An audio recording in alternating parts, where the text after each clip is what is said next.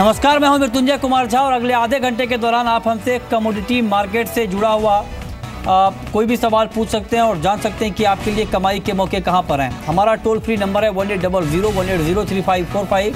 साथ ही आप 0120-4258-237 पर भी अपना सवाल पूछ सकते हैं।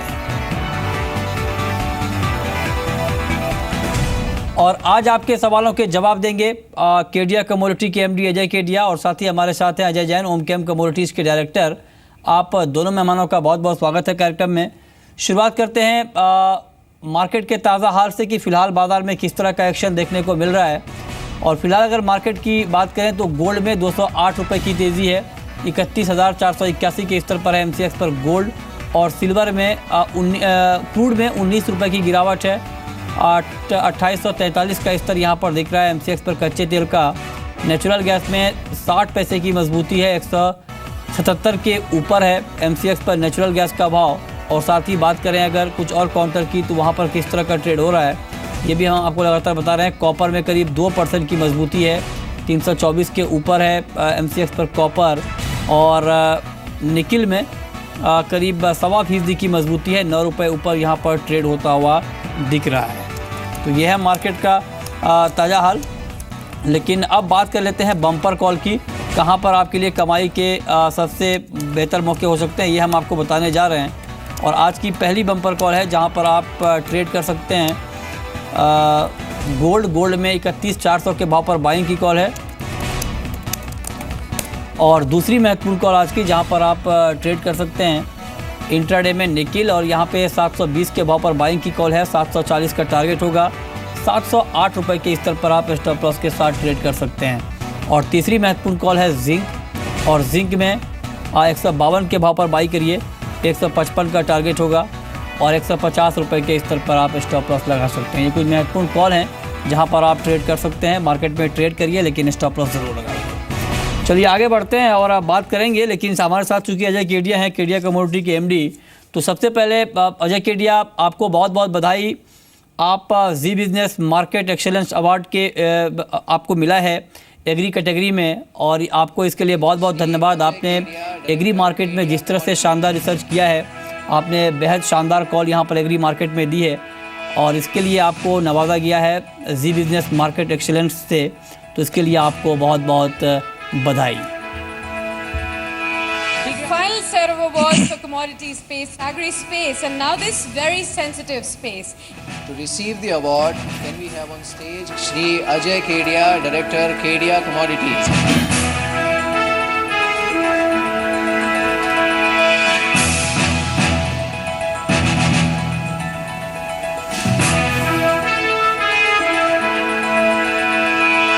Final set of awards for commodity space, agri Ajay Kedia, आपको बहुत बहुत बधाई और हम उम्मीद करते हैं कि आगे भी आप इसी तरह से एग्री मार्केट को लेकर काम करते रहें। चलिए अब शुरुआत कर लेते हैं मार्केट की। और फिलहाल अगर बाजार की बात करें तो गोल्ड में जिस तरह से मजबूती है, इसके ऊपर अजय क्या कमेंट होगा आपका? देखिए, अगर गोल्ड में देखें तो मुझे लगता है कि यहाँ पे जिस तरीके से US डॉलर को हम देख रहे हैं, लगातार जो है काफ़ी सेंसिटिव इस समय मूवमेंट चल रहा है। फ्राइडे हमने देखा था कि जिस तरीके से मूवमेंट जो US का जॉब डाटा आया था, उसके बाद डॉलर के अंदर एकदम काफ़ी तेज़ी आई थी और साइमल्टेनियसली हमने गोल्ड के अंदर एक गिरावट देखी थी। कल हमने देखा कि प्रोडक्टिविटी डाटा जो है वो नेगेटिव आया, उसके बाद डॉलर जो है वो नीचे हुआ और गोल्ड ऊपर हो गया। ओवरऑल अगर टेक्निकल देखें तो मुझे लग रहा है कि टेक्निकल एक बुलिश जोन के अंदर अभी यहाँ पे गोल्ड चल रहा है। अभी तक भी जो है वो $1340 का एक मेजर जो सपोर्ट है वो होल्ड करके उसमें चलता हुआ दिखाई दे रहा है। आज भी 1360 का एक मेजर जो रेजिस्टेंस था उसके ऊपर ट्रेड करना शुरू कर दिया। ठीक है। तो ओवरऑल यहाँ पे मुझे लग रहा है टेक्निकली फंडामेंटली दोनों तरीके से मुझे यहाँ पे भी पॉजिटिव दिखाई देता है।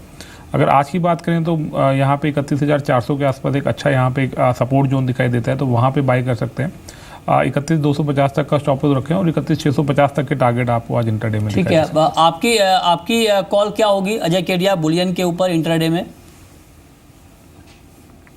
मुझे लगता है कि बुलियन में जिस ढंग से हमने ट्यूसडे इवनिंग के बाद जो जंप देखा है वो एक कंटिन्यूटी होते हुए दिखता है। इंटरनेशनल में मुझे लगता है कि 1356 का काफ़ी अच्छा रेजिस्टेंस था, वो ब्रेक कर चुका है, जो आगे मुझे लगता है कि 1380 तक का लेवल दिखा सकता है। वहीं डोमेस्टिक मार्केट पे 31,850 से 31,950 का रेंज रहेगा। खास करके अगर चांदी की बात करें तो मुझे काफ़ी ज़्यादा बुलिश हूँ। इंटरनेशनल के हिसाब से मुझे लगता है $21 का लेवल जल्द छू सकता है।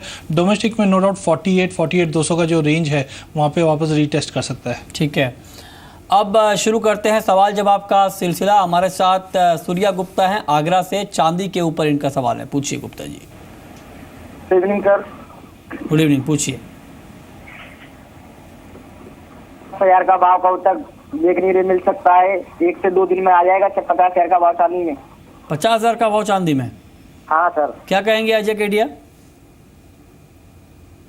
मुझे अगर पिछले महीने की बात करें तो 48,200 48,300 काफ़ी स्टीफ रेजिस्टेंट रहा है डोमेस्टिक साइड पे। मुझे लगता है अगर ये हफ्ते में 48,200 के ऊपर अगर प्राइस सस्टेन करता है तो डेफिनेटली 50,000 का लेवल मैं देख रहा हूँ कि अगस्त महीने में दिखा देगा। अदरवाइज मार्केट खास करके चांदी की बात करें तो वॉलेटाइल काफ़ी काउंटर अच्छा है इसमें। 48,200 जब तक नहीं तोड़ता थोड़ा डाइजी रहेगा, but overall medium term outlook bullish है जिसमें हम 50,000 का लेवल जरूर देख रहे हैं। ठीक है, आगे बढ़ते हैं और बात कर लेते हैं कुछ और काउंटर की। बात कर लेते हैं क्रूड की, और क्रूड के ऊपर अजय जैन आपका व्यू क्या होगा? इंट्राडे में क्रूड में क्या करना बेहतर रहेगा? देखिए, क्रूड के अंदर देखें तो मुझे लगता है कि एक ट्रेंड जो है वो डाउन साइड अभी यहाँ पे दिखाई देता है। एक जरूर हमने पुल बैक यहाँ पे मार्केट के अंदर देखा था काफ़ी गिरावट के बाद, बट मुझे लगता है कि वो फिर दोबारा से अभी फिजल आउट होता हुआ दिखाई दे रहा है। अभी $45 के ऊपर जब तक क्लोजिंग बेसिस पे नहीं जाता तब तक मुझे लगता नहीं कि कोई फ्रेश यहाँ पे आपको तेज़ी दिखाई देगी। इंट्राडे की बात करें तो 2870 2880 के आसपास जो आज रेजिस्टेंस लेता हुआ दिखाई देता है, तो वहाँ पे जो है आज इसको बेचना चाहिए।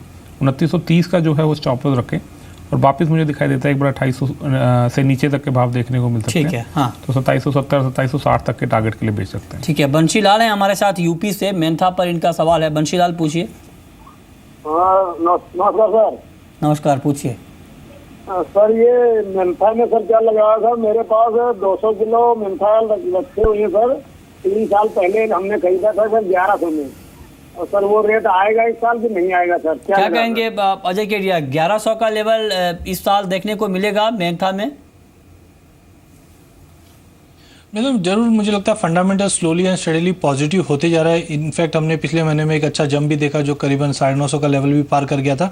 एज ऑफ नाउ एक अपडेट है कि कुछ इंपोर्ट हुए हैं सिंथेटिक मेंथा का, इसकी वजह से पिछले 2 सेशन में गिरावट है।